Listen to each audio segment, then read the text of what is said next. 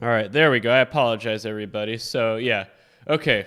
Yeah, I was talking about how I just came back from vacation and I'm trying to get back into the swing of things, because when you go on vacation, you kind of forget where you left off. Like the video I uploaded the other day, the model video, I had that filmed 2 weeks ago before I went on my vacation, but I just got back from a ski vacation in Colorado. Let's see, on Saturday I left and stayed overnight in Amarillo, and then I drove up to Denver on Sunday. And then early Monday, I drove into the mountains. I skied 3 days at Vail, one at Beaver Creek, and one at Breckenridge. And I got at least 35,000 vertical feet in all 5 days. My last day, I got 40,000 vertical feet at Vail, which is a record for me. I ski more vertical feet in one day when I go on ski trips than the average person will ski on their entire trip. That's why I ski solo. Everyone asks, why do you go skiing solo? And I'm like, because people can't keep up with me, because I just don't think people can do the style of skiing I do. I'm an expert skier, first of all, so I'll go down the really scary and steep stuff. I don't take any breaks. I ski up the first chair and I ski down the last chair. I'll take one bathroom break all day. I don't stop to eat or anything like that or rest. I am very hardcore, and I just don't know anyone who could keep up with that, and that's why I go skiing. Everyone's like, oh, I like to take an hour break on the mountain to eat and drink, and I'm like, you can do that after the lifts close, man. You can do that after the lifts close. With the amount of money it costs to go on a ski vacation, I'm going to spend the time the lifts are open actually skiing. I can do all that stuff afterwards. Anyway, just got back from vacation, so I'm trying to get back in the swing of things with this channel. The thing with this channel, whatever you want to call it, William Leiss Sports Betting Truth, the thing with this channel is that it's I feel like my motivation for it comes in peaks and valleys. So I crossed 15,000 subscribers, which I'm grateful for. I really am, even though I still feel like I've reached a saturation point among my intended audience. Meaning, I feel like that 15,000 represents the number of people who actually care about actual sports betting advice instead of channels that just tout you or give you picks. I feel like I've kind of reached the saturation point. I've talked about this before, but Ken Pomeroy at kenpom.com, he reached the same conclusion about 10 years ago. So Ken Pom's website used to be free, right? Used to be free. And he put it behind a paywall. And his reasoning is that I feel like I've reached saturation among the intended audience of this website. There's only so many people that are hungry for advanced college basketball stats that I give out. I feel like I've tapped all that out. I feel like I can't grow any more than I am. So therefore, the people that appreciate what I do are going to be willing to pay for it. Now, I'm not going to put this channel behind a paywall or anything, but I do feel like my subscriber count isn't going to have exponential growth like most YouTube channels have that reach this point, because there's only so many people out there that are actually interested in sports betting advice that can actually be helpful. Most people, and I look at the trends, I look at the Google Trends and the analytics and everything. Most people, when it comes to sports betting content on YouTube or the internet or whatever, they just want picks. They just want to click on a video and have someone tell them what to do, right? Or they want to have someone tell them how to win or how to make money. They don't want to watch the type of videos I put out. So I'm surprised that I've reached 15,000 because, like I said, I feel like I've reached a saturation point among the intended audience of this channel. And that's why I've made videos that branch out in other subjects, because I feel like the growth of this channel is pretty much done. And a lot of people are like, well, sports betting is becoming more and more mainstream, more and more legalized, so of course there's more growth to be had. You're not wrong, but I would say the exponential growth. Look at the stream. I'll usually have 40 people watching a live stream on Wednesday, and I have 5 right now, right? I just feel like the type of content I put out when it comes to sports betting, people just don't want. And that can cause the motivation of this channel to be hard to get me motivated to make videos, right? Because I feel like there's only so many people out there that are interested in the type of content I make. And I feel like my motivation comes in peaks and valleys, right? There are days where I have a list of a dozen videos I want to make, and I can't make them fast enough. I'm ultra motivated to get in front of the computer, get in front of the screen, turn the camera on, and record those videos, right?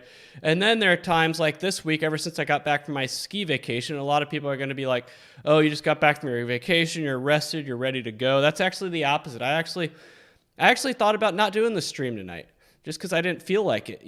The motivation wanes and waxes like the phases of the moon, right? It comes and goes. And right now I'm on a low motivation. I really am.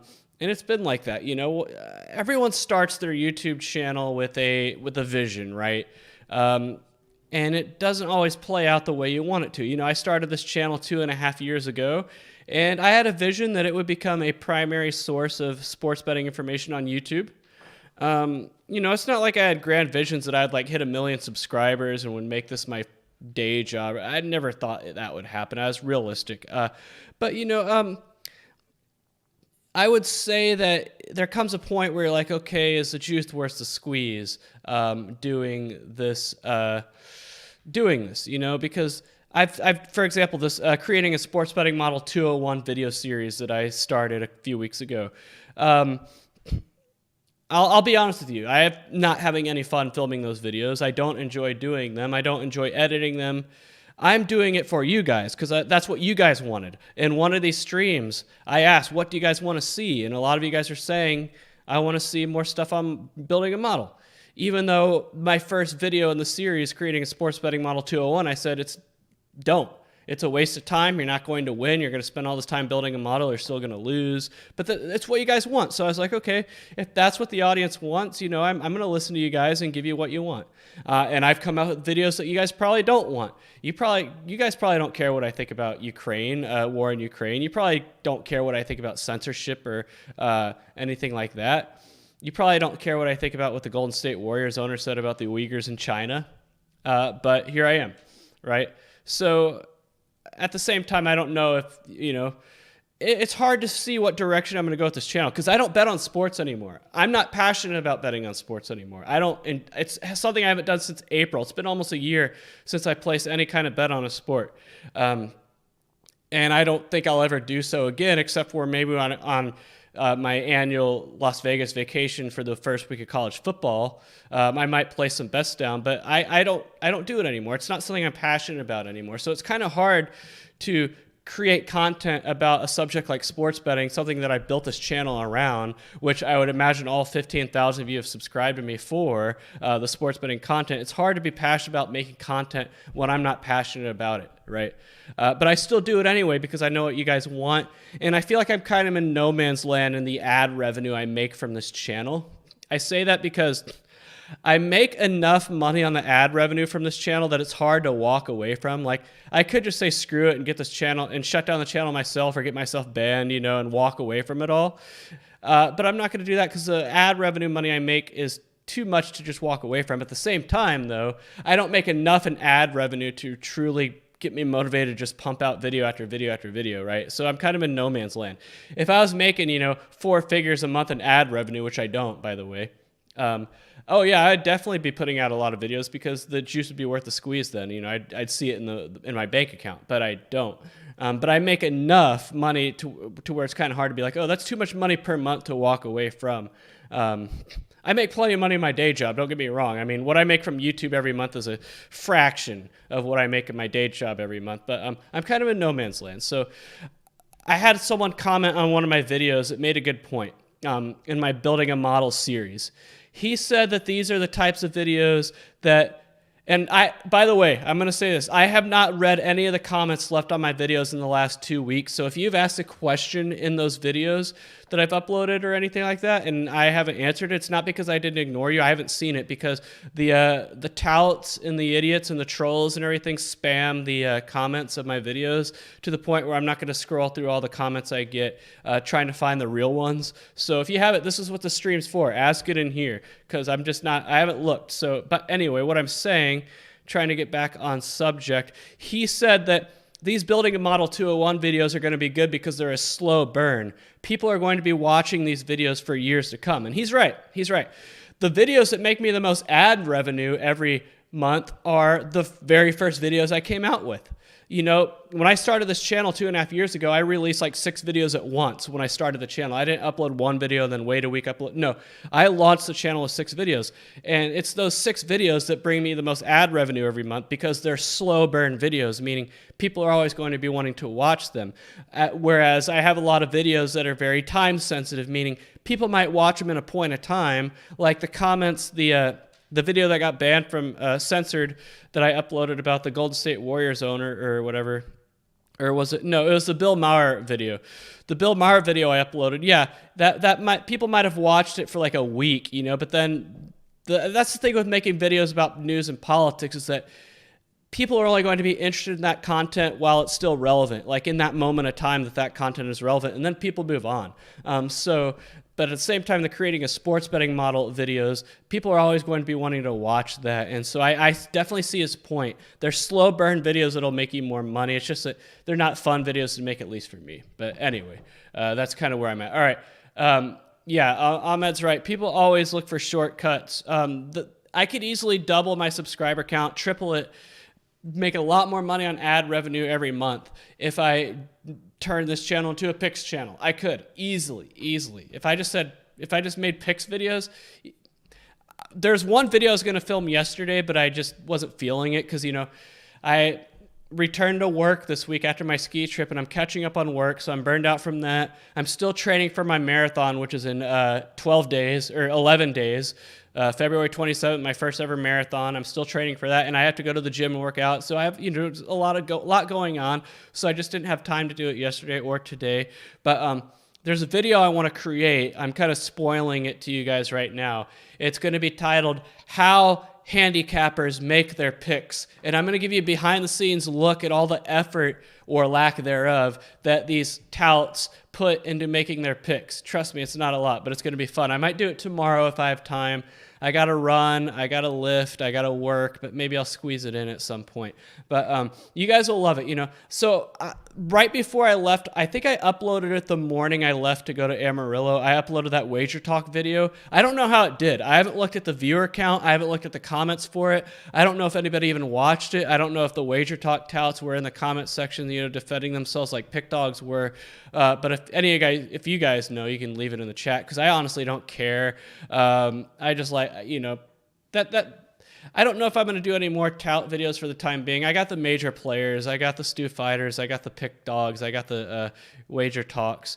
So I don't know how that video did, to be honest with you. I don't check the analytics of my videos that much, especially videos like that because I don't care. But anyway. Ben Doyle, what do you think of OddsJam's positive EV betting? I made an entire video about that, but I think I'm not saying their approach is going to lose you money, but I think they make it seem like it's a lot more simple than it really is. So what OddsJam does, for those of you who don't know, is they operate on the principle that Pinnacle has the sharpest lines in the world, and I'm not going to disagree with that. And therefore, any other sports book that offers lines that are off the Pinnacle line can be used to basically do an arbitrage against Pinnacle, right? So if Pinnacle shows, for example, in the NBA, that the Mavericks are a 3-point favorite, but then you have another book, let's say Caesars, that shows the Mavericks are a 2-point favorite, then you play the Mavericks -2 at Caesars because you're getting a point of value compared to the Pinnacle line. That's OddsJam's theory, and I'm not going to disagree that Pinnacle's lines aren't the sharpest out there, but what OddsJam does is it's software that will show you every line for any book you choose side by side with the Pinnacle line and look for those arbitrage opportunities to play against Pinnacle's lines. I just think that it's not that simple. Like, it's not a foolproof strategy. Now, I'm not saying it's a bad strategy, but it's not like guaranteed like OddsJam makes it out to be. And B, I feel like if you're really serious, you can cut out OddsJam and do all that yourself. Create your own like system, scraper, sniffer, whatever you want to call it, to do that yourself. Because to be honest with you, I doubt very many of you have like deposits in more than 3 books, so just create a system to grab odds from your 3 books and compare it to Pinnacle, and you don't need to pay OddsJam for it. So that's how I feel about that, Ben Doyle, to answer your question. Yeah, I would say the people on the stream that I notice are the people that are very loyal to this channel, which I appreciate. There's a lot of people on this channel, like Matt Stansberry, just naming off the top of my head, Mika Hamari, Eric Catherine, Grub Warp. I don't want to leave anybody out, but just there's a lot of loyal viewers to this channel. I really appreciate it.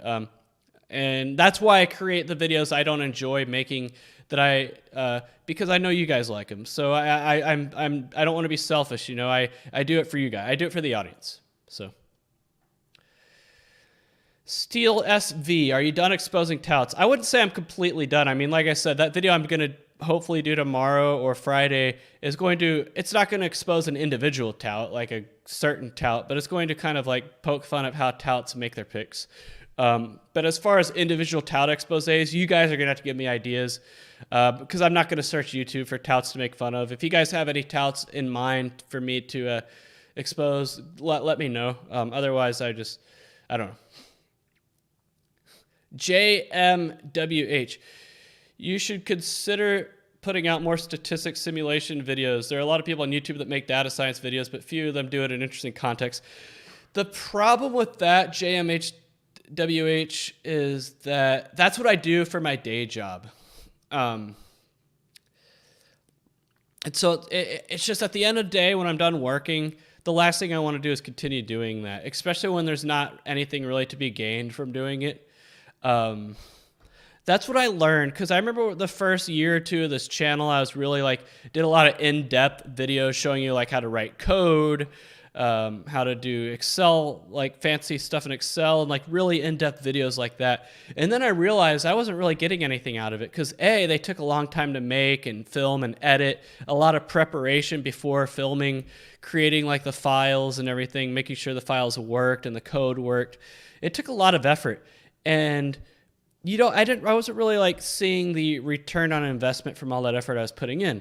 And in my day job, I charge anywhere between $160 to $210 an hour for that type of stuff, right? For then it's worth it, because I'm seeing that return on investment. But basically doing all that for free and then doing it for pennies of YouTube ad revenue, the motivation wasn't there, right? And so I would have to see more motivation and return on investment on my end to do very complex videos like that. I understand where you're coming from. There are a lot of data science videos on YouTube, but few doing it in interesting context. But that's probably why it's not an interesting context, because the amount of work it takes to put videos together like that, right? This Creating a Sports Betting Model 201 series, when I originally envisioned it, it was probably going to be more than what it's been. It's basically just me been talking into the camera, right? But I probably had bigger plans for it, but then I was like, I don't want to put in all this effort for no return, right? Or very little return. I enjoy my audience and I want to make videos that you guys want to see, but there's a limit, I got to respect my time. I got to respect the value of my time, and putting together ultra complex videos that take a lot of effort on my end and then just giving them out for free. I think those days on this channel are over because I just got too much going on in my life to do that. When I was living in San Diego and then when I was living in Las Vegas, that was a different time, I didn't have as much going on, especially in Las Vegas. I had nothing going on, so I had a lot of free time, but not so much anymore. But we'll see how it goes. Are you getting better results with the React videos? I am. Definitely. That's the thing. Well, that one commenter, I forgot his name. The only reason I saw the comment was because it came up on a notification on the bottom corner of my screen. I don't really read comments these days, but he did say that those more tactical videos that JMWH is talking about are slow burns, meaning they might not get a lot of views at first, but they're going to get a lot more views over the long run than some other views that see a spike in views at first, but then really don't have a lot of staying power. And he's right. But I would say my top performing video in terms of revenue per month makes me about $24 a month in revenue, and that translates to about $300 a year. It's that's my top video, right? But anyway, where was I going? Yeah, the reaction videos do better than the model videos. That's just how it is. But I think the model videos would do better over time than the reaction videos. I over the long run, like tortoise and hare type of thing. But that's the thing. The model video, like I said, I just remember some of those videos I put together are crazy. Like the amount of prep work and editing and everything that it took to get the videos done. It's just it makes me the feeling's kind of hard to describe, but that feeling of having to go. I'm trying to think of something to describe it, but I can't. I don't know. I've never done this before, but maybe the type of feeling you get going to the doctor's office going to get a prostate exam. It's just like, I would rather do anything else than that. And that's how I feel about doing like more technical videos that go in depth about like statistics and models and code and all of that. Like, I'd rather do anything else. Yeah, so maybe maybe a day will come when I no longer feel that way and we'll put those types of videos out, but I don't know. I don't want you guys to jump ship from this channel because I don't have any interest in doing videos like that in the time being. It's just that I hope you guys understand where I'm coming from. They take a lot of work, and for what? I really get nothing out of it. So, what are your thoughts on Action Network's betting tools? I think they're worthless. I think anything that was truly valuable that could truly help you get an edge would not be sold. And also, Action Network has a lot of connections to touts. They shill for touts. They're affiliated with touts, so I just don't really respect them. But yeah, like anything that would truly help you get an edge, I don't think it would be sold. I think it would be proprietary and kept secret. That's me though. That's how I feel. Just like the same, like the services that will give you like bet percentages, like who the like what percentage of each team is getting bets. I think all that is misleading, because that information is, I would say the percentage of slips information is worthless. And that's a lot of the information you do see. Like there's websites that give that out for free, like the percentage of bets on one side, the percentage of bets on the other side. That's worthless, because it could be a 90% to 10% split, like one team's getting 90% of the bets, but that 10% could be made up of big money, and that 10% could have more money behind it than the 90%, right? The percent of money, that information is valuable. That information you're never going to see, because that information is too valuable to give away or sell.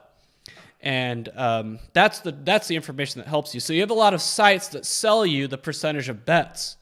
Not the percentage of money, but the percentage of bets. A lot of sites will sell you that, and you are a sucker if you pay for it. And I think Action Network is one of the people that do sell it. Like Sports Insights is another. But never pay for that information, because you're not going to get the information that can actually help you, and that's percentage of money. Because the books are not going to give that away. It's too valuable. There. Hi, Mika Hamari. Hi, I've been watching Olympic hockey. I'm not hating on anyone watching the Olympics, but I have not watched a second, which is a shame. I used to love watching the Olympics, both winter and summer. Like, I remember 2016 when I was living in Seattle, living in a shoebox in downtown Seattle and no air conditioning. I remember the fan running. And I watched, like, the Olympics every day. I watched it at work on my computer, because I did work for Comcast at the time, and Comcast was a big sponsor and carrier of the Olympics, so they didn't care if we were watching it at work. I watched it at my apartment. I remember being in Portland on a work road trip and watching in my hotel room.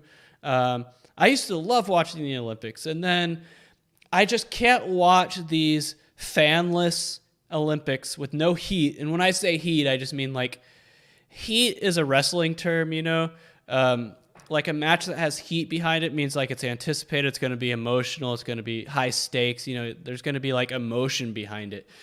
These fanless, heatless events are not fun to watch. I remember I didn't really watch any of the Summer Olympics either for the same reason. I think when I was putting together some furniture in the living room when I first moved into this apartment, I think I had it on as background noise.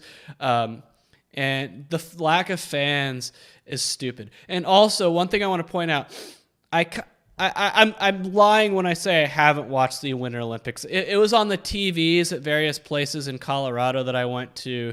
It's on the TVs at my gym, and I'll look up at the gym and see the Olympics on. And what makes me laugh is when they show the reactions of the competitor's family, like in their living room or something, all cheering and clapping.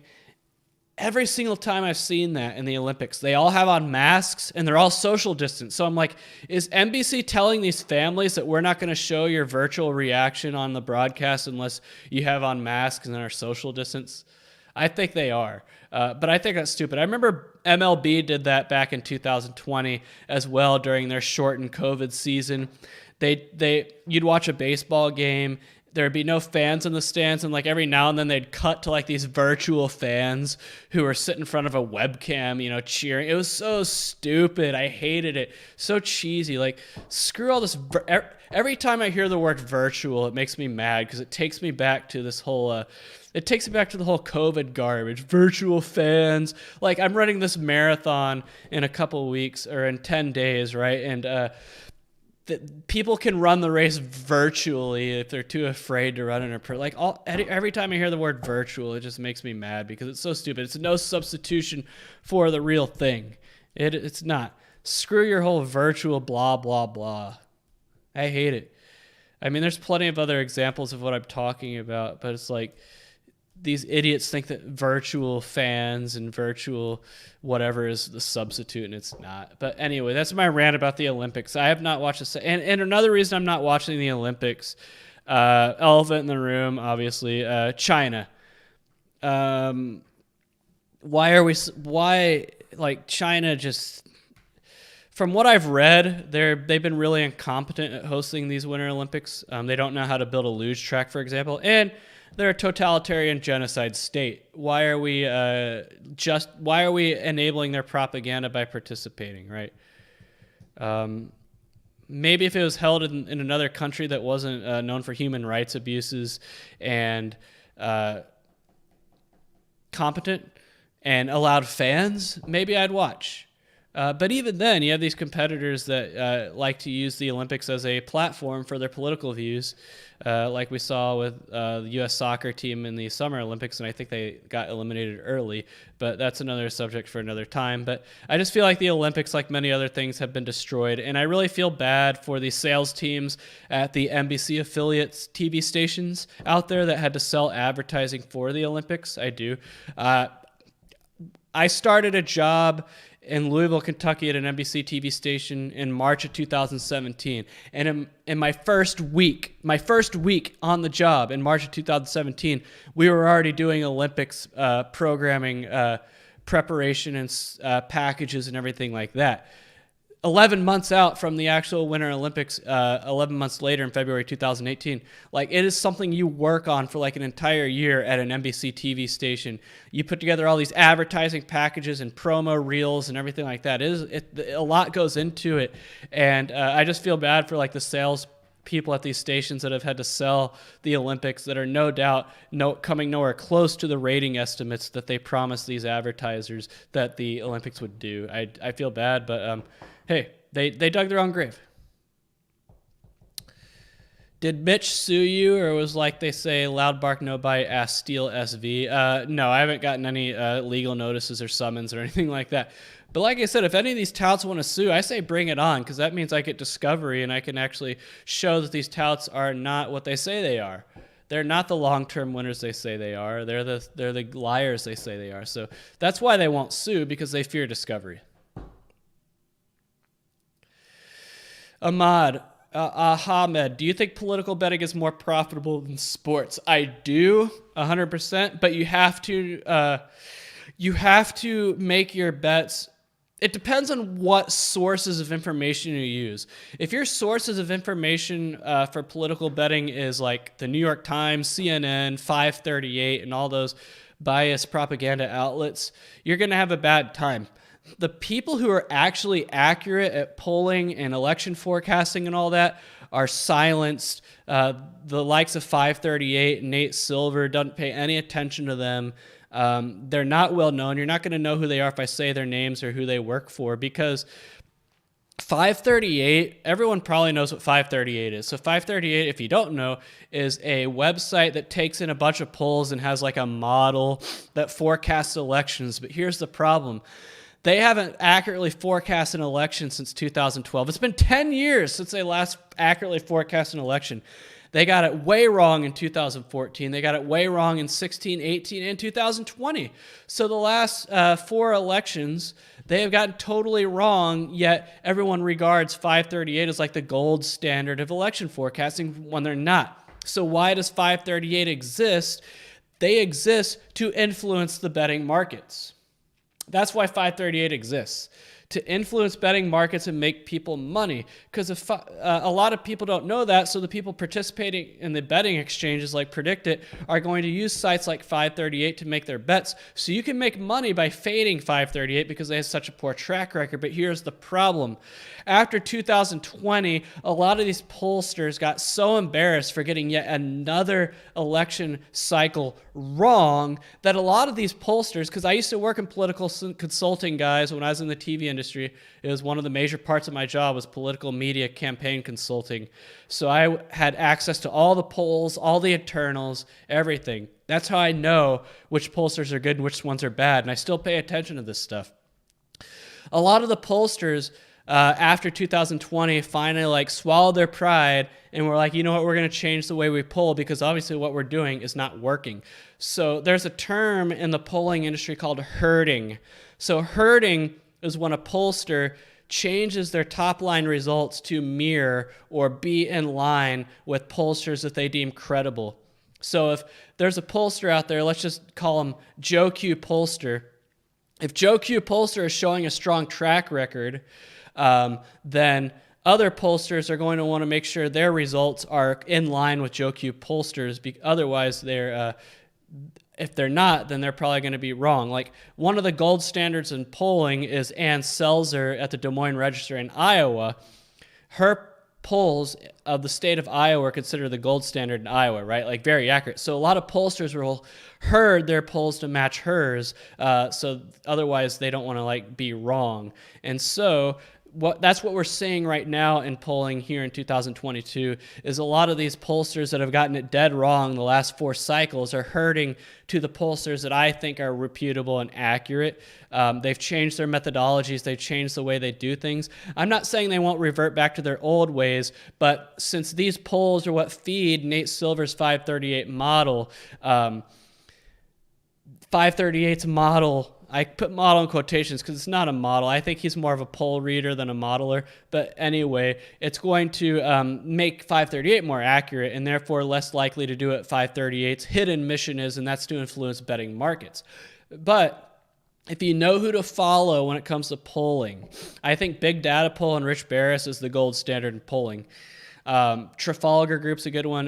Susquehanna Research is another good one. I think those are the 3 best out there when it comes to polling. You can make a lot of money. For those of you who have been following this channel back in 2020, you saw me. I did a live stream of my PredictIt bets a week before the 2020 elections. And I placed a lot of money on Donald Trump and Republicans in congressional races. And a lot of people in the chat were calling me nuts. And even though Donald Trump didn't win, I still won a lot of money because the thing is I was able to, a lot of the states that Trump did end up winning, I got at a very good price because the polls had him losing. So, and also I was able to cash out some positions before they flipped. I was able to cash out Trump wins Georgia and Arizona while they're still at a good return compared to what I bought them at. So anyway, if you know who to follow and if you're really in tune like I am to that stuff, like I said, I did political consulting for many years. You know markets that are mispriced, right? I could do a whole stream on this. I mean, we have primaries coming up very soon. I mean, we got a primary coming up here in Texas in a few weeks.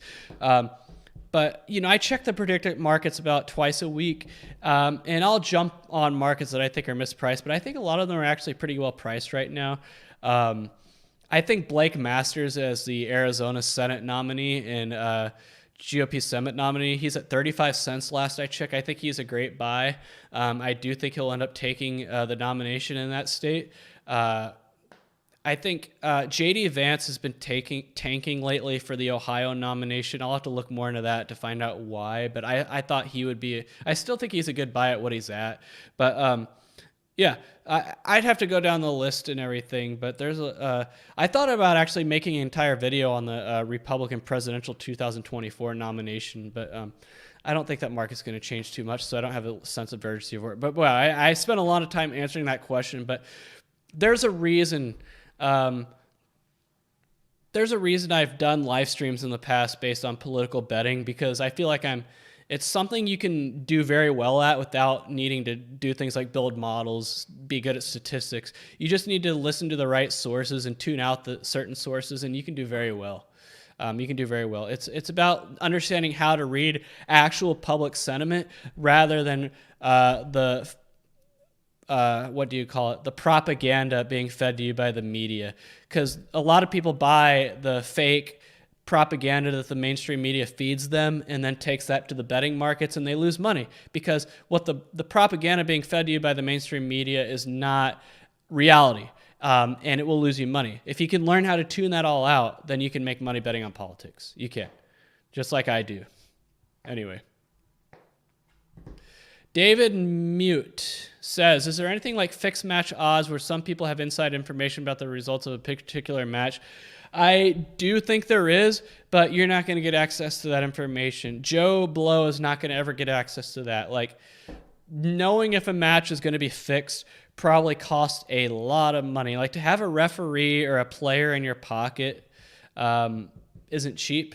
And the number of people who know that something is fixed is going to be an extremely small circle of people for liability reasons, you know. But people need to give that up. I say if that's in betting angle you're looking for, if like your betting angle is like, I don't want to bet on a match that's going to be fixed, don't. Because you're never going to get that information unless you're in the mafia or rich enough to buy a referee or a player or buy, for example, some people buy athletic trainers to give them injury information that's not going to be made public. You know, you can buy access. It's a lot more easier than you think. It's just not cheap. So unless you're willing to pony up some serious dough or be initiated into the mafia as a made man, you're not going to be able to make that a profitable betting angle for you, and you might as well look for other ways to bet.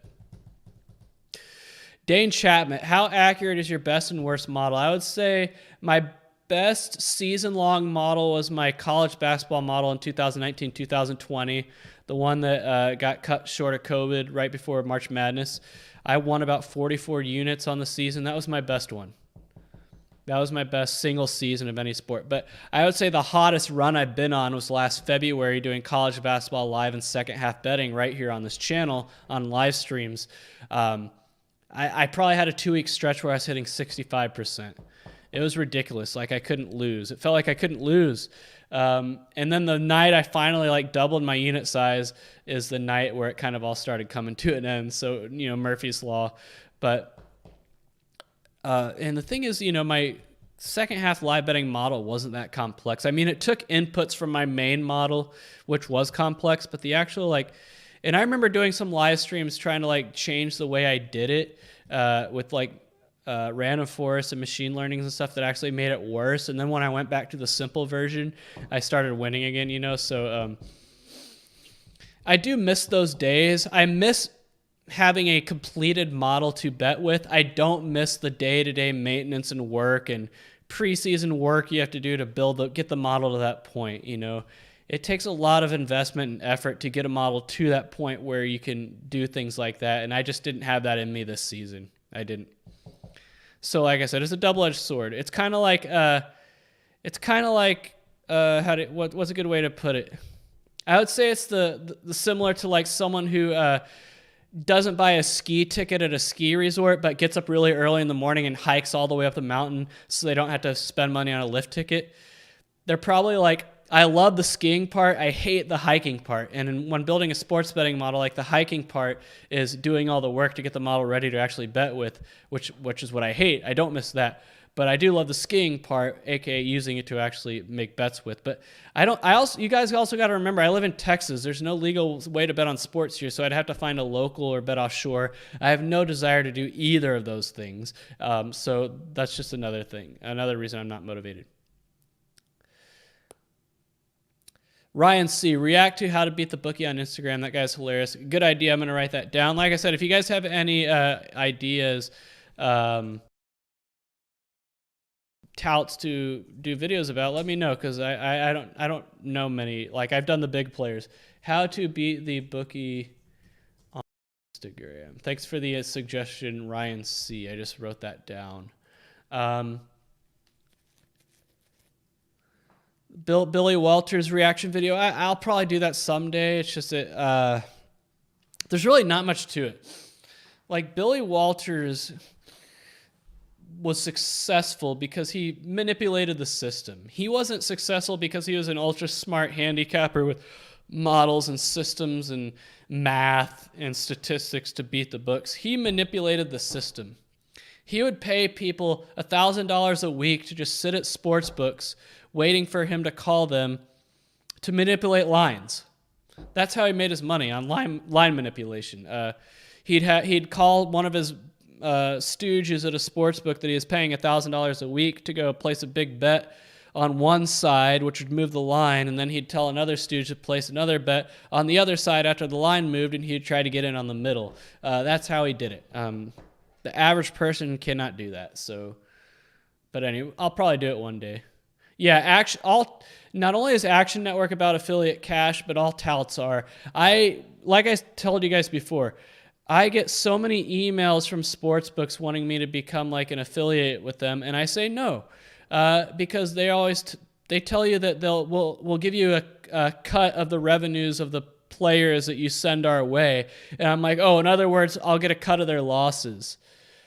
I don't want to make money off you guys losing, so I decline. Like, I could easily make 4, 5, 6 times as much money per month on this channel than I do if I just took up all the sponsorship requests I get in my email every day. I get so many of them, and I say no for a lot of reasons. A, I'm not going to sponsor anything that I wouldn't use personally. So all these offshore books that want me to sponsor them, or all these cryptocurrency sports books that are popping up everywhere that want me to work with them, that type of stuff, I'm not interested in that. And B, I feel like if I had sponsors, they would want me to do a certain amount of videos every week, or like, I do this channel in my free time because I want to. I don't want to like feel obligated to ever make videos when I don't want to. I want to have full control. Like, there's one company that wanted to partner up with me, and the thing is, I felt like I would cede some of my control of this channel over to them. The content they wanted me to do, like, I'd have to do content based on what they wanted me to do rather than what I wanted to do, and I just wasn't about that. Like I said, I could easily make a decent amount of money off this channel. Like, I'm talking into the 4 figures a month if I took up all these sponsorship and partnerships and everything that I get requested, but I don't, because I don't want to sell myself out. I do this channel for fun, and I don't want to turn it into a second job. Zach Meyer, what's your take on Captain Jack and Unabated? Captain Jack, I think he's a good guy. His heart's in the right place. I feel like he's a little bit different than the type of content I make. I would say his content is geared more towards like being an industry insider, sports betting industry, like as a whole, like from a guy on the inside. That's kind of his angle based on the videos I've seen of his. That's always kind of been my issue. I'm not using this as a negative against him or people like Rufus Peabody. I'm not, but I feel like they could do a better job at calling out the touts, because I still feel like the voices of sports betting, like the loudest voices of sports betting, kind of like the public-facing voices of sports betting out there are the touts. I do feel like that's the case. I would be perfectly fine if the public faces and voices of sports betting were people like Captain Jack and Rufus Peabody. And if they called out touts more, I don't know if that would change that or not, but it seems like a third rail almost. And that's why I do it. I've kind of taken it upon myself to call out the touts. It's like a third rail that they don't want to seem to touch. And I probably know why. Like, for example, a lot of the sports books in Las Vegas, the physical sports books, are chummy with the touts. They partner with the touts. They let the touts film videos in their sports books and all that. You want to know why? Because the touts drive business. The touts will bring people in to lose money at those sports books. So that's why it's like a advertising almost, like a headhunter. But anyway, I think they have good content. Ahmad says, Can you not get the percentage of money based on the percentage of bets and money line? No, the percentage of money figures are never going to be public. That information is too valuable. Just like DraftKings and FanDuel and all them will never release publicly the percentage of players who drafted a certain player publicly. That will never happen because that information is too valuable. I want to say DraftKings had a scandal because someone on the inside was using that information to make lineups and was winning.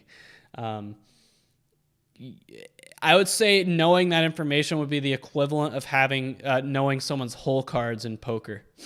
If you know, like if you're playing Texas Hold'em and you knew the hole cards of all the other players, you would have such an edge. And that's the sports betting equivalent right there, is knowing what percentage of money is on each side. Or in daily fantasy, knowing the percentage of players who drafted a certain player.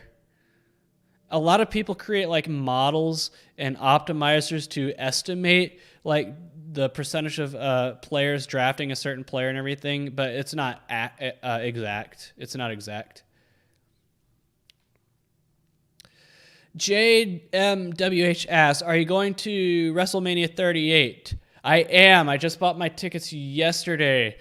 So my birthday is on March 24th, and my family knows that's what I wanted for my birthday was tickets to WrestleMania. They knew that. But when the rumors of Stone Cold Steve Austin coming back, not to just show up, but to wrestle, started popping up, I went ahead and bought the tickets myself and told my family, hey, just pay me back, for the tickets on my birthday. Just give me money to compensate, because that's going to jack up the prices of tickets for WrestleMania. I spent $300 on my tickets, and they're probably middle of the stadium. And AT&T Stadium's huge. I mean, I played a football game in there before. I've been there. It's huge. So I'm going to be pretty far away from the ring, and I spent $300 on mine. But they're probably going to be more than that once the rumblings of Stone Cold Steve Austin coming back are louder and louder. There weren't a lot of available tickets when I bought them, but yes, I'm going to WrestleMania 38. And Cody Rhodes returning to WWE. Oh, man, that makes me laugh so hard. He was like AEW would not exist without him, right? He is the reason AEW came to be. But I think Cody got sick of the Bucks. I think he got sick of Kenny Omega. And I think he just got sick of all these debuts, because that's kind of what AEW has had to do to pop a rating. They keep debuting all these wrestlers. That's the only way they can pop a rating. When they're not debuting someone new, their ratings fall. And so it's an unsustainable cycle, and that's what killed WCW, because WCW turned into a wrestling promotion that became all about who's going to show up this week, rather than how can we utilize who we already have, right? How can we get what we already have over and make a compelling product? And that's the trap that AEW is falling in as well. It's like, who's going to debut this week? And then someone debuts, and like, okay, they debuted, and then they do nothing with them. They're the new shiny toy that week, and now it's back to, okay, now what, right? AEW needs to do a better job at utilizing what they already have and, getting what they already have over with audiences and growing that way, rather than just finding someone new to debut each week to pop a rating. And I think Cody Rhodes got tired of that. And I'm going to laugh if he goes back to WWE. It was going to be hilarious if he does. Man. I actually came to respect Cody more. I didn't like him at first in AEW. I thought he was too arrogant. I thought being anti-WWE was his gimmick. Like, that was his character. But you could see he kind of dropped that, and other AEW wrestlers took on that anti-WWE gimmick, and he was like, okay, yeah. So I actually liked him as things moved along. Sports Avenger, if you think people like Wager Talk and Pick Dogs are touts, would you say it makes sense to watch their videos and listen to the picks and fade what they say? I get asked that a lot, and I think I've actually created a video on this as well. I'm not sure. I've made so many videos over the years, but no, they're not going to win you money long term, but they're not going to lose at a rate that's going to be enough to make it profitable to fade them. They would have to lose 52.4% of their picks for you to make money fading them, and that's just as hard to do as win 52.4% of your picks. So no, Wager Talk pick dogs, they're probably hitting 50% of their picks. They're probably 50%, and that's not going to win you money. That's not going to win you money fading it. So like I said, they're coin flippers, and flipping coins, betting on sports will win you 50% in the long run, and that's what touts are. They're coin flippers. J. Kenneth Frank, Nate Cohn is great for politics betting. He does the New York Times needle. I'm going to stop you there. Nate Cohn is a terrible pollster. I called out his polls on the Political Seer live streams back in October 2020 because they were a joke. He actually had the gall to release county by county maps of his polling in swing states, right? And he shaded in the counties red or blue based on who was winning that county in his polling. And it was hilarious. He had counties that went for Donald Trump by 30% in 2016 turning blue, for example, like Greene County in Pennsylvania turning blue. He had Southeast Ohio, one of the biggest pro-Trump groups of counties in the entire country, blue. He had all these counties in Florida that were big Trump counties in 2016, blue. That's the thing. When it comes to polling, it's not just enough to get like a certain amount of respondents from geographic regions. Getting an accurate cross sample of geographic regions in polling is very important, but it's not just like, for example, I need to get 10 people out of Lake County in Florida, right? It's more than that. You got to get an accurate sample within those counties that represent the county as a whole. Because if you're calling like a rural county like Greene County in Pennsylvania that Nate Cohn had blue on his map, even though I think it went for Trump by a bigger margin in 2020 than it did in 2016, if you're calling Greene County and you're only reaching like a school teacher or a librarian, I've done political polling in my life, guys. I know how this works. If you're only reaching those types of people in these rural counties that are going to be like the people in that county that do vote Democrat, your results are going to be skewed. And so when you're waiting for like urban versus rural versus suburban, it's going to throw off your top line results. And I think that's the issue we saw and why so many of these pollsters got it wrong the past few cycles is that they call these rural counties to try to get enough rural respondents, and they're getting the wrong types of respondents in these rural counties that are ruining their top line results. But anyway, Nate Cohn, yes, he does do the needle at the New York Times. He does do some good things, but when it comes to like polling and election forecasting itself, he's not very good at it. God, I could talk about this stuff all day, guys. There's a reason the Political Seer streams did so well back in 2020. I can't wait to bring him back. Ahmad is right. 538 does recycle the New York Times. Jamie Wood, there are fixed events, but these events will be a very low grade, and there's no chance you'd be involved in them. Then you would also run the legal risk of trouble if it was actual fixing. Yeah, there's a lot of risk involved, which is why it's so expensive. You got to be able to put up a massive amount of money to fix sporting events. You do. That's why the mafia does it, because they have the clout and the muscle and the money, or rich people that can. It's an expense for them. So a rich person can be like, I can give this guy $100,000 to fix a match for me, and then I'll bet $200,000. I profit $100,000, right? So, Dane Chapman, what are the most accurate polls? The most accurate polls are going to be Big Data Poll. You can follow him on Twitter at People's Pundit. He does a very good job at polling. Robert Cahaley at Trafalgar is also very strong. And Jim, I forgot his last name, Jim's something at Susquehanna Research. I think those are the top three in my opinion. But like I said, other polling outfits are learning from their mistakes. They are. They're not perfect. There's still a lot of garbage out there. Like what a lot of pollsters are doing right now is that they're polling adults instead of registered voters on things like Joe Biden approval to pump the number up. So always... You got to know what to look for in these things. Like if you see a poll of adults, don't use it to forecast an election because adults are always going to lean more towards the Democrat left-wing side of the poll. That's just how it works. And registered voters are going to be a little bit more conservative, and then likely voters are going to be even more. So there you go. How do you feel about 538 sports projection models? I mean, I think they're interesting to look at, and they're fancy with the graphics and interactivity and everything. I think that's pretty cool, but I still wouldn't use it to bet with. It's too simple. It's too public. That's another thing, because you're going to have a bunch of people using that stuff to bet with, and it's going to shape the markets. You're not going to get any edge out of it.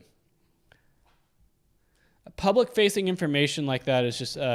It's not going to be valuable for that reason, because so many people are going to use it to bet with that it's going to shape the market. In-play models are better than polling. Yeah, like I said, my live betting with college basketball last season was a money machine. But that, like I said, I just didn't have it in me to put all that effort into something I can't do legally here in Texas. KBono100, hey William, hope you're doing well. Love your videos about the last one about betting was awesome. Thank you. Zen FN, taking Joe Biden money line for plus 600. Was that like at around midnight on election night, Zane FN? Because I think Trump got all the way up to like maybe minus 775, minus 800 at night. Like I said, I'll never forget election night in 2020, right? Because I did a stream the night before telling everybody, here's how I think it's going to go. And that's how it played out. I was right. So I remember like Trump was leading in all the states. It looked like he was going to win again. People were melting down on Twitter, Reddit, and everything like that. And I honestly thought that Trump's leads, based on like looking at county by county data, listening to people like Rich Barris, explain how there just wasn't enough outstanding votes out there for Joe Biden to win. I remember I told all my family members to go to bed. It's over. Donald Trump is going to be reelected. But I stayed up and I turned on NBC. It was probably 1 a.m. I turned on NBC. I just wanted to see if there was like any meltdowns or anything like that. But compared to 2016, when everyone on CNN, NBC, blah, blah, blah, was melting down, hair on fire, everyone was remarkably calm. I remember turning on NBC. Lester Holt was very calm, and they had all these people very calm, being like, this isn't over. There's still a long way to go. And I started to get suspicious because I was like, they seem too calm, too confident. And then that's when the shenanigans started to happen, right? That's when things started to, and I remember Rich Barris saying on his live stream that the only way Joe Biden could win was if like 100% of the outstanding votes went his way and they found additional votes that are not part of the outstanding votes. So like if Fulton County in Atlanta says that we still have like 50,000 votes we haven't counted, the only way Joe Biden could have won it, there is like 10,000 more votes that were not included in that 50,000 outstanding, right? And that's exactly what happened. Not only did Joe Biden win like 99-100% of those outstanding votes that were accounted for, but they also found additional votes that weren't a part of the outstanding that got added into the pile that we saw on the closed circuit television that they pulled out in briefcases underneath tables and added to the stack. I don't want to get this channel shut down and everything, but the fix was in. And I was able to get my money out of Predict It because I knew the fix was in. At probably about 3 a.m. on the night after the election, I got all my money out of Predict It and profited. But anyway, that was, and I felt bad because I told all my family members, go to bed, Trump's going to win, and then things started happening, and then they all woke up like texting me, calling me, what's going on? And I had to explain what was going on. But that's what happened. That's what happened. And that's why the likes of like Sidney Powell, Mike Lindell, Lynn Wood, all them, like, I feel like they were like red herrings almost, because they were saying, the Dominion machines were loaded with software to change votes. That was all, ignore all that. Like, that was all, I think those accusations were there to like discredit legitimate claims of election fraud and everything like that. Because where the election was truly rigged was not with that, but with state legislatures and governors unilaterally changing election laws in their states illegally. Like, we have already seen Supreme Court rulings in Wisconsin and Pennsylvania saying that the election law changes they made in the summer of 2020 were illegal because they weren't voted on by the legislators. They were just done by decree. Like Wisconsin has had multiple rulings saying that drop boxes were illegal, should have never been done, and that mailing out absentee ballots and mail-in ballots to everybody, regardless of whether or not they requested them, was also legal, yet they did it anyway, and yet they counted those votes. That's how they were able to get it done. They made all these unilateral election changes by decree, without any voting, without surviving court challenges and everything like that. That's where the things really happen. It happened on the margins. And I mean, we've seen like Arizona, ballot harvesting was ruled illegal by their Supreme Court. Yet in 2018 and 2020, that's how they got Kristen Sinema and Joe Biden over the hump, by ballot harvesting in Arizona. So the damage was already done after the fact. But anyway, I don't want to get this channel shut down, but like I said, I did this for a living, guys. I did this for a living. So I'm just regurgitating what I know to be true back in my old career of political consulting. All right. Bob Smith, how did you find your job? What sites did you use? Any scam sites to watch out for? I found it on LinkedIn. My job search was crazy, guys. I mean, you guys were along for the ride. When I was living in Las Vegas last year, I was looking for a job, and I talked about it a lot on the stream. Because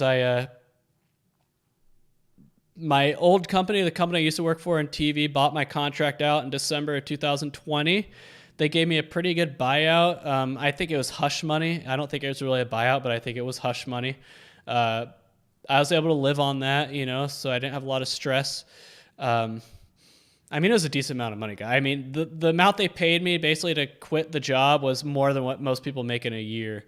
So it was plenty of money. But and then LinkedIn. So I actually took like 3 months off. I didn't even look for a job for like 3 months, right? Because I just wanted to relax, unwind, and I had the luxury to do that. But then I used LinkedIn, and it was probably I would say the first job application I sent in was probably in early March. And I signed my offer letter on July 20th. So it was a 4.5 month process. It was stressful. It was annoying, but LinkedIn was definitely the site I used exclusively. I didn't use any other sites. The interview process is so frustrating. It really is. Especially being ghosted. I think I told the story, but there was one company I made it like to the end of the process with, and then they told me like I was too good of a candidate. You've done too well on your take-home assignment. You did too well in these interviews. Like you're too overqualified, and we feel like you're just gonna work in this job for 6 months and then quit and do something better. Like that's the type of garbage I had to deal with in the process. So one piece of advice I will give if you're trying to find a job in the field that I'm in, which is like, data science, analytics, anything technical, don't do any take-home assignments. I literally did half a dozen of those in my job search, and I didn't get hired by any of those. Like the job I have right now, they didn't make me do any take-home assignment. They didn't make me do a technical interview or a technical screen. I didn't have to do any of that. And that's honestly the reason why I picked the job I picked. Because I picked them even though I was still deep in the process for 2 other jobs that would have paid more than what I'm making right now. But those 2 other jobs had a technical screen and take-home assignments and all that garbage on the docket, while the company that offered me didn't make me do any of that. So that's why I took them. I wanted to reward them. Don't do any take-home assignments. It's free labor. They're not going to respect it. Chances are you're not going to get the job. It's insulting. And I think I said this on the stream a couple of weeks ago, but there's one company that I was deep in the process for who wanted me to do like a 45-minute presentation as like the final part of the interview, right? 45-minute presentation. And I told him no. I was like, I'm not going to do that. I'm not going to do a 45-minute presentation. And so then they told me, okay, never mind. You don't have to do it, right? And they're like, we just want you to talk to these people. Don't worry. So if you say no and they're truly like you as a candidate and they really want to fill the position, they'll drop it. They'll drop it. So don't be afraid to say no on these take-home assignments. But it's funny. Not only did they say you don't have to do the take-home assignment, but then when I realized they caved on that, I said, I'm also going to need the salary to continue as well. Like I asked for 15,000 more than what we had originally discussed, and they said yes to that too. But I ultimately didn't end up taking that job, and they still call me. Like they still email me and call me, because I just felt a bit, like I said, the job I have now, I felt like it was a better fit, better connection. But yeah, that's the advice I have for you, Bob Smith, about that. No, there's no legal betting in Texas, Zane FN. It is what it is. Like I said, it's probably a good thing. K Bono 100. What is in your opinion the best to use 3 last seasons for a model, or just last season? Definitely as many seasons as you can, but it's tough. You don't want to use too many seasons because, for example, in college basketball, probably best example, there's rule changes. Rule changes can make past data hard to use. NFL is another example. Like the game is different in the NFL, right? A lot more passing, a lot less tolerance for contact on the QB, higher scoring. So you got to be really careful with how far back you go. But I've always said as many seasons back that makes sense. I do 4 in college sports because that's an entire recruiting cycle. 4. Although some of my models in college football, especially I went back to 2008, so that's like 13, 14 seasons. But as many as you're willing to do. It's hard. Collecting all that data is hard. DW wants to know, at TCU, did you have guys come around trying to buy players? I know at the beginning of every season we would have the compliance department come in and warn us about it, but I don't think it happened. What did happen, though, was guys would come around trying to buy players to be their agent if they made it pro. And that more than anything else would derail. We had a defensive end named Tommy Blake, my redshirt freshman year in 2007, who was like a preseason All-American. He was really good, and he had these trolls on campus, trying to recruit him to become they wanted to be his agent when he made it to the NFL, right? And these people, made him a lot of promises, made his family a lot of promises, and they basically turned him into a head case to where he didn't really even play his senior year, didn't even get drafted in the NFL, didn't even have an NFL career. These people, these shady agents ruined him. So you're people who want to buy players, or you're not going to see them like lingering around. They're going to contact you in a way where they're not going to be seen. Like if you guys have ever seen Willy Wonka and the Chocolate Factory, how like when Charlie's running home with his golden ticket, and then the guy like approaches him in the alley, offering him all that money for the golden ticket, for the everlasting gobstopper or whatever. That's kind of what it's like. They're going to find you where you're isolated and alone, to where no one else can like see you, right? So if it did happen, I will say this. We had a player in 2001 named Casey Printers, quarterback, who had some pretty credible accusations of point shaving against Texas A&M in the bowl game that year. And then he's transferred to Florida A&M in the offseason. That a lot of people thought it was point shaving. DW used to know where the TCU pregame meal came from, and I could see where an employee could be bribed to spoil the team's food for an edge of betting. Our pregame meal was it was like a buffet served in a hotel lobby. Even for home games, we stayed in hotels because the coaches didn't want us all out, partying the night before, and then, they wanted to keep an eye on us the night before games. So we stayed in a hotel. I don't care. The coaching staff I played under is all gone. I'll say what it was. It was the Arlington Hilton across from Six Flags. That's where we stayed before home games. The Arlington Hilton. I don't know if Sonny Dykes is going to keep that as the same hotel, but under Patterson, that's where we stayed. And the night before games, and if the game was later in the day, we would go into a banquet room at the hotel, and there would just be like a buffet line of warming trays of all the food. It was good. It was good Any food you could think of, fried chicken, prime rib, mashed potatoes, vegetables. Even the dessert was awesome. They had ice cream and cake and brownies. It was pretty good. But yeah, that's where it came from. It came from whoever catered that food into the Arlington Hilton. Oh man. Memories, man, memories. I do miss those food spreads the night before games and on game day. Jam and Ash 214J. New to the channel. Where'd you get your start? What's your background? Like, did you study related things in school or something? I get asked this a lot, and I don't mind answering it because I got my start in math and numbers at a very young age. Like, I was that kid who was bussed over to the local high school when I was 6 years old to take high school level algebra and geometry and calculus classes. I was that kid. So I was always very good with math.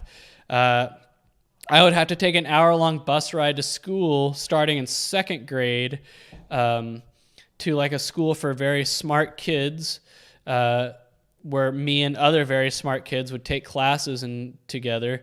And so me and these very smart kids would do things like create our own fantasy baseball league by hand, no computers. This was in 1996. We didn't have computers. We did it all by hand. We'd have to go to 7-Eleven and get the most recent baseball weekly out of the 7-Eleven to get our stats and, track our players. We created we did this at like 7 and 8 years old. I mean, we were very smart. So I was always good with numbers. And I like sports a lot. There's a computer baseball game called Front Page Sports Baseball 94 that I played a lot growing up. It was more of a baseball simulator than like an arcade style baseball game like Ken Griffey Jr. Baseball or EA Sports Triple Play or MVP Baseball. Like, it was definitely more of like a simulation game, and that's what I liked. I like the strategy behind it. And so that type of stuff. And I also got really into college basketball statistics because I was a big college basketball and March Madness fan growing up. That's how I found Ken Pomeroy's website, tried to create my own version of his site when I was in high school, learned how to program in like Visual Basic and Excel and all that when I was in middle school. I remember I took a computer science class as a junior in high school, and I want to say it was Java. And I was so good at it that the teacher of that class was like, "You are incredible at this. Like, you should really look into making it a career." And I probably should have taken her advice because if I could do it all over again, I would have majored in computer science instead of journalism like I did. But, it is what it is.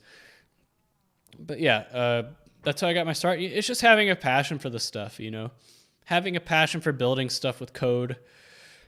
But, yeah, I mean, it's something I started at a very young age, and I just kind of grew up with it. That's kind of how you have to do it. I'm not saying you can learn, it's impossible to learn all this stuff later in life, but I had the foundation. I really did. I had the foundation to be successful. Like I said, I didn't major in this stuff. I majored in journalism. A lot of the stuff I know, I taught myself. Like, I didn't really go and sit in classrooms and learn this stuff. I taught it myself. You just got to have a passion for the material you're wanting to apply it to and a passion to learn and a passion to be patient. I mean, it's not like I learned all this in a year. I mean, this is the result of many, many years of work. Like I said, I learned how to program in languages, Python, Visual Basic, when I was in middle school, like as a 12-year-old. And while all my friends played video games and watched TV and stuff, I was on the computer learning how to program and get better at it. So I always had the foundation.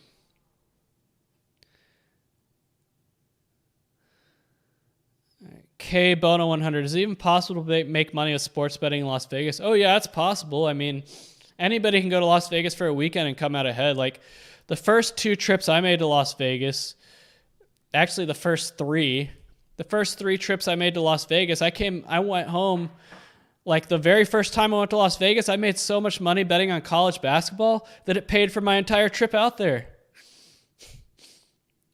it gave me like a total false sense of confidence when it came to betting on sports. Like the first time I went to Las Vegas, I stayed 4 nights. I stayed in the Luxor. It was over championship week of college basketball. I was there for the Mountain West Conference tournament that TCU was in. I stayed at the Luxor. I flew there on Southwest. I probably spent like $500-$600 on the trip, and I probably made about $1,000. And I was only betting $10 a game, $10 a game.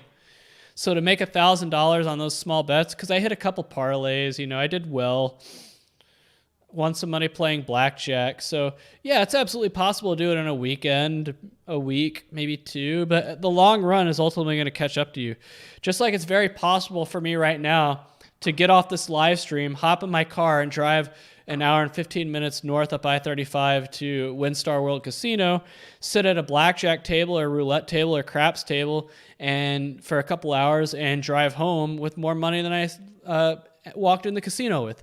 It's absolutely possible, but the long run's going to get you. The long run will get you. Even if you have a model, you're most likely going to get caught by the long run. Like I've been saying, as sports betting becomes more and more mainstream, more and more legalized, more and more commonplace, the sports books are going to step up their game. They're not in this to lose money. So with more revenues, with more people depositing money in their accounts and everything, means the sports books are going to have more money to spend on smart people to ensure that they have sharp lines and are going to make money. It's even harder. Like the more accessible sports betting becomes, the harder it's going to be to win long term. Be careful what you wish for, is what I say. That's why I'm not a fan of sports betting becoming more mainstream and legalized. From a selfish point of view, I wish it was still just a Nevada thing. I do. Because it would be easier to beat if it was just a Nevada thing. But now these sports books are multinational corporations that are going to be smarter than you. They're going to have more smart people working for them against you, and it's going to be harder to win. And that's what I have to say about that. Ahmed, I think Bill Benter is better because he is a true math guy with horse betting and even gave him a $10 million winning ticket in order not to get backlash from the local people in Hong Kong. I don't know anything about that. I don't know who Bill Benter is. A lot of people ask why I never got into horse race betting. It's just something I never got into, even though I lived in Louisville. Prishaw wants to know, what do you think of the future of having bots trade for you? Well, you say trading. I mean, on a betting exchange, it might make sense because you're looking for certain positions to unload at or buy in at. But when it comes to just making sports bets that you can't buy yourself out of, I think it's stupid. Comic Kish, can I unsubscribe from Black History Month asking for a friend? What do you mean unsubscribe from Black History Month? Cocaine sucks. I agree. I've never done it. I've never done any drugs, not even weed. I've drank alcohol maybe 8 times total in my life. I'm pretty straight edge.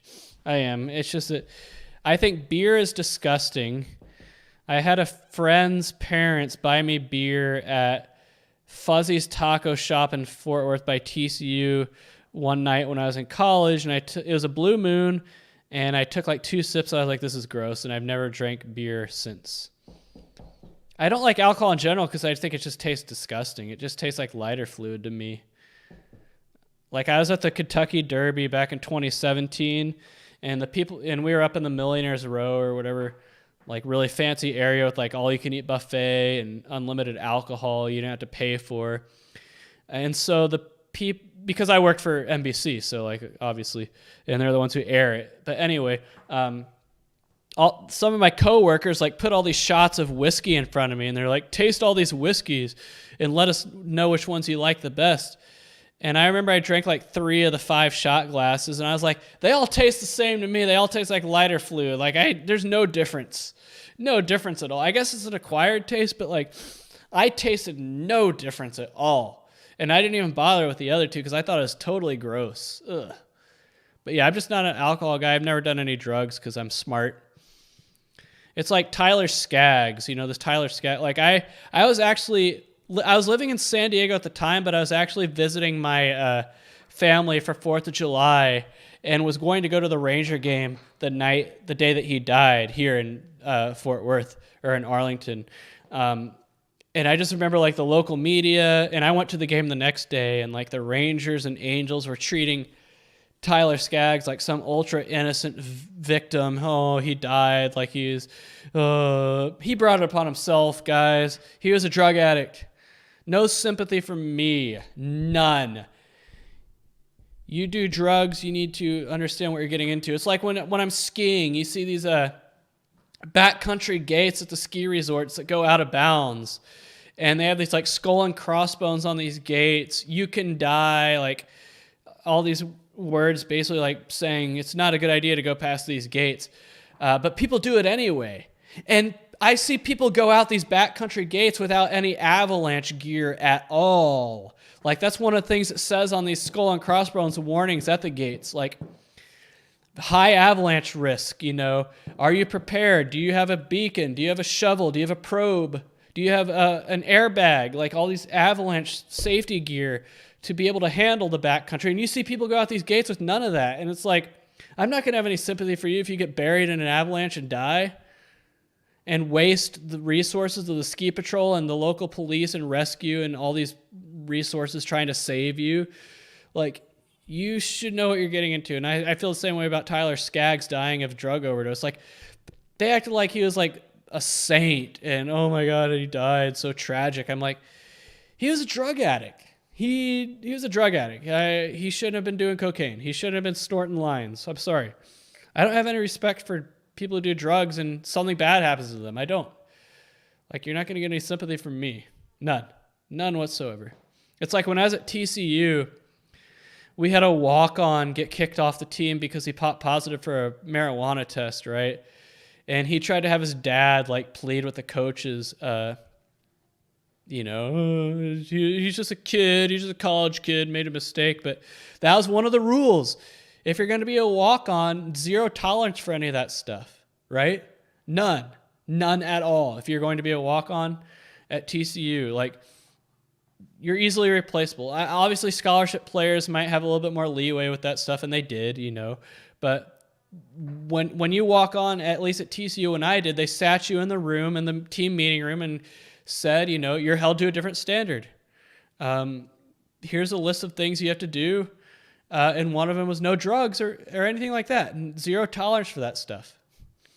And yet we had a guy test positive for marijuana at a drug test, and I didn't feel bad for him. He knew the rules.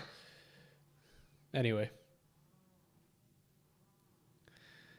Rashim once says, how's it going, Will? It's going it's going all right. Like I said at the beginning of the stream, but I see many of you have joined since then. Got back from my ski trip in Colorado last week. My legs are fried at the end of that. My knees were hurting pretty bad when I started driving back to Texas on last Friday after skiing at Vail, my 5th day. Like I said, I skied 5 straight days, open to close, no breaks at all. Like I might have taken one bathroom break a few of those days. I don't eat anything. I don't drink anything. Like I am doing nothing but skiing or riding the ski lifts the entire time. And I did that 5 straight days. So my knees were hurting when I was driving. I stayed overnight in Santa Fe, and then on Saturday I went to the TCU basketball game in Lubbock against Texas Tech, and we were actually up by 13 points in the first half, but we just had such a bad second half, which was fine. Texas Tech has won like 20 straight home games, but the game we lost last night, I went to bed feeling like I'm a big TCU basketball fan, guys, and we've made 2 NCAA tournaments in my lifetime. One when I was 10 years old and one when I was 29. And we didn't win a game in either. So I haven't seen us win a tournament game in my lifetime. And we're, in the mix this year to go to the tournament. And we have lost 2 inexcusable home games the past week.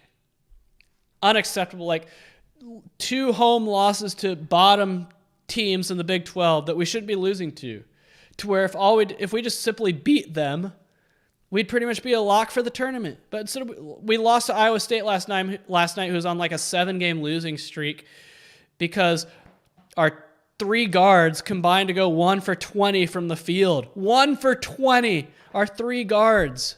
1 for 20.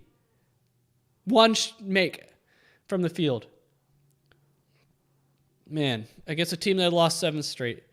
But yeah, it's looking. Our NCAA tournament hopes took a big hit last night, and we're gonna have to pull like 2 or 3 upsets to make it. And I don't think it's gonna happen, unfortunately. So I'm trying to debate whether or not to go to our game in Waco on Saturday against Baylor, because I know we're going to lose. We're not gonna win, and I just don't know if I want to. I'll probably end up going. The tickets aren't that expensive. It's not that far of a drive, but it just makes it it's a lot less fun to go when your team is playing so bad and you're going to lose. So yeah, I agree. I don't want to get banned either, Ahmed. But if it happens, it happens. Rashim wants to know, hey, will you visit Las Vegas now that the mandate is done? Yes. The question is when. As much as, for the sake of it, let's see how much plane tickets are for March Madness right now. Let's go southwest.com. I'll probably not, but you never know. I mean, like I said, I usually go skiing in March before March Madness, but I'm not this year just because ski trips are expensive, guys. And it's not that I don't have the money. It's that I don't want to spend the money on a third ski trip. I took 3 last year, but I lived in Las Vegas, so I could just drive there. I didn't have to get a rental car. I didn't have to fly. I could just drive there. But yeah. All right. So if I was going to fly into Las Vegas on the 16th and fly back on the 19th,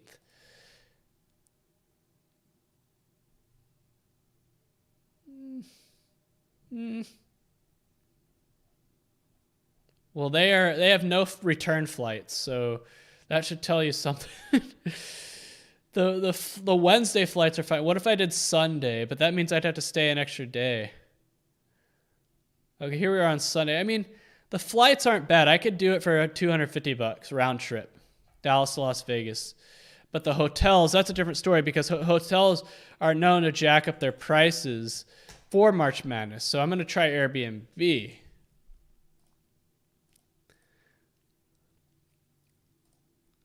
So if I was going to do...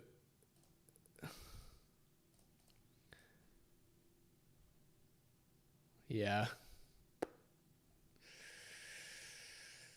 Boy. I mean, a trip to Las Vegas for March Madness would run me about $750.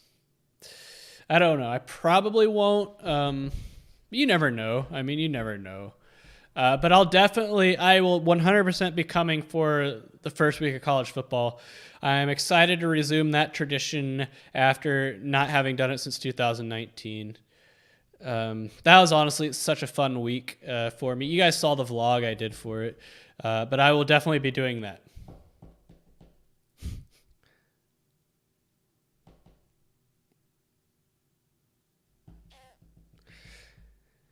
JMWH wants to know, how many people did you come across that wanted to be professional poker players as a job when you lived in Las Vegas? A lot.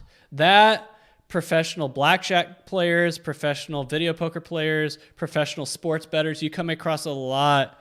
And the thing is that even if they were good poker players, even if they were very savvy video poker players or card counters at blackjack or sports bettors, most of the people I talked to did not have a big enough bankroll to be able to pull it off. Like, I would say 90% of those people had a bankroll under $10,000, and that's just not enough money to get it done. It's not.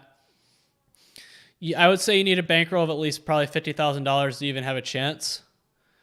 But you'd have people like, yeah, I had $5,000 in my name. I packed up and moved here to Las Vegas. And I'm staying over in Siegel Suites, until I start making enough money from whatever it is to get myself my own place, blah, blah, blah. But the thing is that if you're applying for an apartment in Las Vegas, especially in the COVID era when people aren't paying their rent, Like when I left my apartment in Las Vegas back in June, they were like begging me to stay because I actually paid my rent. You know, there's a lot of people in my complex, which is a nice complex, by the way. It wasn't like a shady one, not paying their rent. And they were like, oh, they're trying to get me to stay. I was like, well, I can't. I'm leaving the state. I'm not staying in Las Vegas. If I was staying in Las Vegas, I'd think about it. But anyway, the thing is that, you know, they're not going to accept, you know, you being a professional gambler as an income source. So if you're going to get your own place in Las Vegas, you'd have to pay it all up front, especially like an apartment or somewhere you're renting. Like say if you did like a 6-month lease, like I did at the apartment, they want you to pay all 6 months up front if you're someone like a professional poker player. So you'd have to win enough money to be able to do that, or you'd have to just keep staying in places like Siegel Suites. Sounds horrible. Or like do something like the Airbnb route, which is more expensive than an apartment. Because I actually looked into that. When I moved to Las Vegas back in December of 2020, I signed a 6-month apartment lease, but I wanted to do the Airbnb route so I could do it like month to month, you know, because you get a discount if you do it month at a time. And it was just too expensive. But yeah, a lot, JMWH. Like a lot of people like, oh, I packed up my car, everything I had, $5,000 in my pocket. Here I am. I'm trying to make it as a poker player. But yeah, a lot. Ahmed wants to know, have you met people who are successful sports bettors or people you success? Everyone you talk to say they're going to be successful. Everybody's a winner. Everybody wins long term. Like there's a website I post at called Tiger Droppings. It's like an LSU message board, but really it's evolved into a much bigger than LSU sports. It's like more of like a general sports and politics message board now for just sports fans. And sports betting just became legal in Louisiana, not like maybe 2 weeks ago. And so obviously the website has experienced a flood of people like talking about sports betting now. Everybody you talk to on that website's a winner, a long-term winner, everybody. So even if someone truly was successful at sports betting, you're never going to know because like I said, everyone's successful. Everyone's going to tell you they win. You don't meet a lot of humble people out there that say they lose. And so you'll just never know. Grub Warp, hey, knock knock. There's much more enjoyable beers than Blue Moon. I'm sure there is, but that's the only time in my life I've ever had beer. Oof. I still remember what it tastes like. Let's see, that was October 1st, 2009. So that was 12 and a half years ago. I remember the exact date because we played SMU 2 days later on October 3rd. Yep.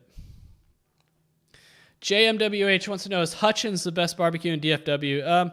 You know, having lived in DFW most of my life, I haven't really been much of a barbecue connoisseur, you know. It's expensive for what you get. Barbecue is, I mean, pound for pound, like it is what it is. And so when I went out to eat with my family growing up, we didn't really go to a lot of barbecue places.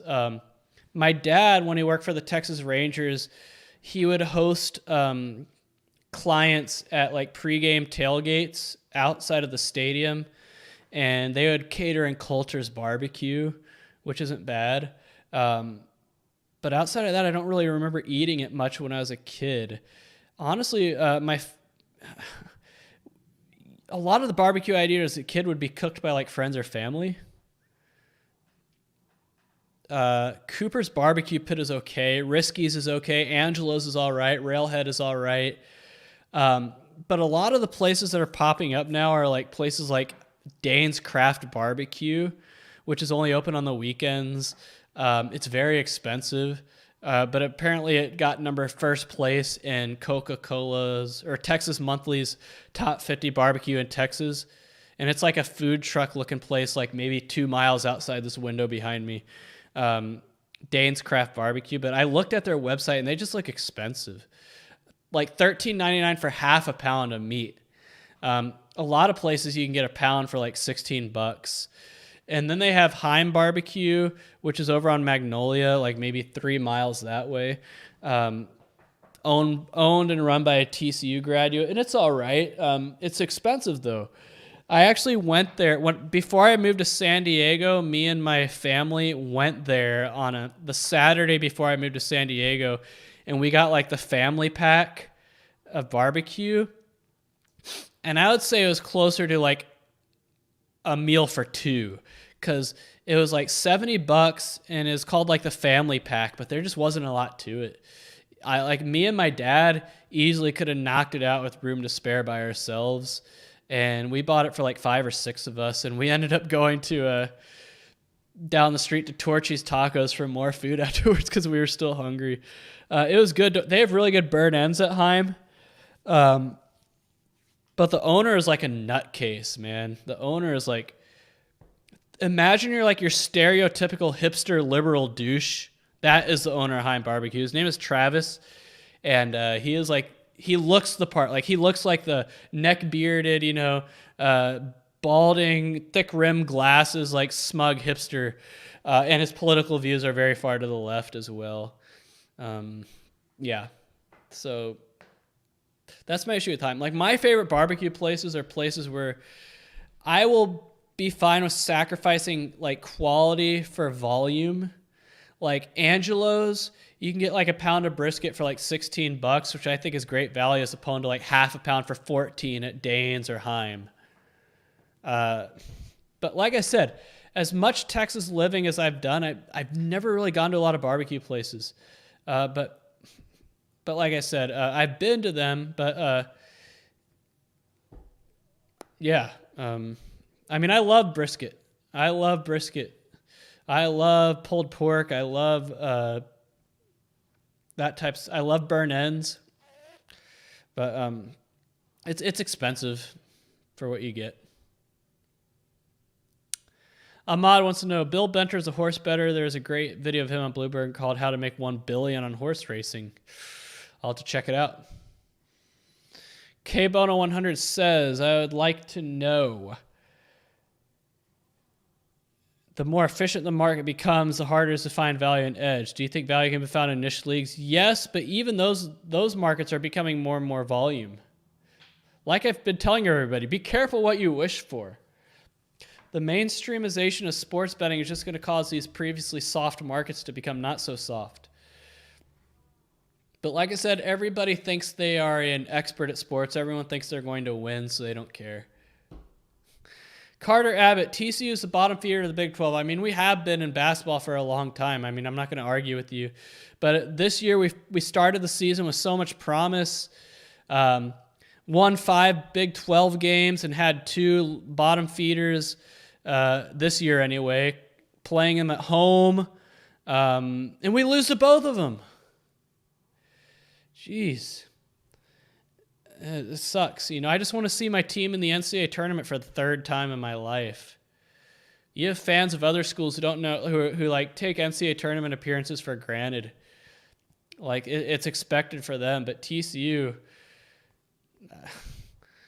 and both times we've made the tournament, we've lost to a ACC team that went 6-10 in conference. Florida State in 1998 and Syracuse in 2018. Grub Warp, I'd rather go to Vegas for conference tournaments, to be honest. I am not going to disagree with you. That's what I used to do. I've done it 4 or 5 times, gone for championship week. And you're right, there's more games going on, and you have like 4 different tournaments in town as well that you can go to. Mountain West, WAC, West Coast, Pac-12, and I even think there's another, Big Sky, I think, is playing in Las Vegas now too. I know there's a 5th. Let me look it up. But I agree with you, Grub Warp. I think Las Vegas for March Madness, overrated. But March Madness for Championship Week, underrated because there's more games going on. You have more games to bet on and games you can attend in person. But there's a certain type of energy in the sports books for March Madness that can only be encapsulated. Like Championship Week isn't the same. So that's what I have to say about that. But yeah, what is the there is a fifth. There's a fifth tournament being played in. Oh, Tubby Smith stepped down at High Point. I didn't know that. But there's a fifth tournament being played in Las Vegas. I don't know what it is. But yeah, there's 5 now. And I understand, like, people want to go there. I don't get why these conference tournaments occur in places that no one wants to go to. Like, the Big Sky had their tournament in Boise, Idaho. Like, no offense to Boise. It's a nice place. I've been there a few times. But you're not going to get people willing to go there as opposed to a place like Las Vegas. And I think the Pac-12 figured that out when they moved their tournament to Las Vegas. And that's why the Mountain West has never moved it out of Las Vegas. I think the Mountain West held it in Denver like twice back in the mid-2000s. And the attendance was so bad that they moved it back to Las Vegas. Micah Hamari. I have lately watched a couple NBA games and will see more for seeing the statistics in action. What are your opinions on the strengths of the Western and Eastern Conference? Which one has better teams? You know, it's funny. I would say for most of my life, probably starting after Michael Jordan left the Bulls, maybe even before then, but the Western Conference has always been stronger. And it's been like that every single year for like the past 20 years. You think that like it would even out over time, but for some reason the Western Conference is just better, top to bottom. I don't know why. It's weird, especially when you have teams in the East like the Knicks, the Celtics, you know, the Bulls, these big markets that should have better teams, but that's just how it is. The franchises in the Western Conference have just been more stable. They've been better. That doesn't mean like the best teams in the Eastern Conference can't win the NBA title, which they do. The Bucks recently, the Cavs have done it out of the East. You know, the Heat did it. But top to bottom, the Western Conference is just better. But mainly because you've had more consistent franchises. You've had like the Spurs, for example, that have been a tentpole for so long in the West. And the Mavericks were pretty consistent for a long time. You know, the Lakers have usually been pretty consistent. So I wish I could explain it, but it's just how it's been.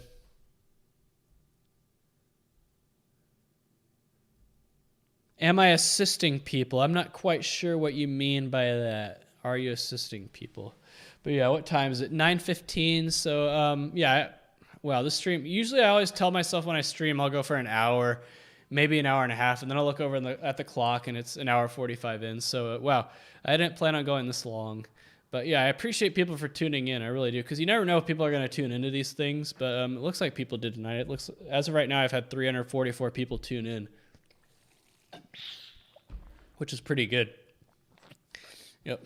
You know, you just kind of start talking and the time kind of just flies by. But what do I have on the docket for this week? So, like I said at the beginning of the stream, I do plan on filming a video about how handicappers make their picks. Hopefully, I'll be able to do that tomorrow or Friday. I do have another model video filmed. I just haven't edited it yet, so maybe I can film more of that series this weekend. Outside of that, I don't really have many videos planned or ideas for videos, so give me an idea. I know one of them. I know I got an idea from one of you tonight with that How to Beat the Bookie on Instagram. I'm running my marathon on the 27th, and some people are like, you should do like a vlog for the marathon, but that would be weird. Like, the shorts I'm running in has only one pocket with a zipper, which I'm going to put my phone in. It would just be weird having a camera in there as well. I'd like to do it. I think the idea is good, but I don't know if I want my first marathon to be like me filming, but we'll see. I don't know. Yeah, I enjoy doing them too. I like talking into a microphone. I do. I enjoy doing these a lot more than pre-recorded videos that I upload. But I am going to call it a night, so I appreciate everybody for tuning in. I'll be back next Wednesday. Hopefully next Wednesday we can talk more about the marathon I'm about to run. I'm kind of nervous for it, but I'm not going to talk about it too much on the stream because I still have one more Wednesday before that. But anyway, thanks everyone for tuning in. I'll try to get 2 or 3 more videos uploaded by the next time we do a stream. So stay tuned for that. All right, that's going to do it for tonight. I'm going to kick rocks. Thanks everybody for tuning in. I will see you again next Wednesday.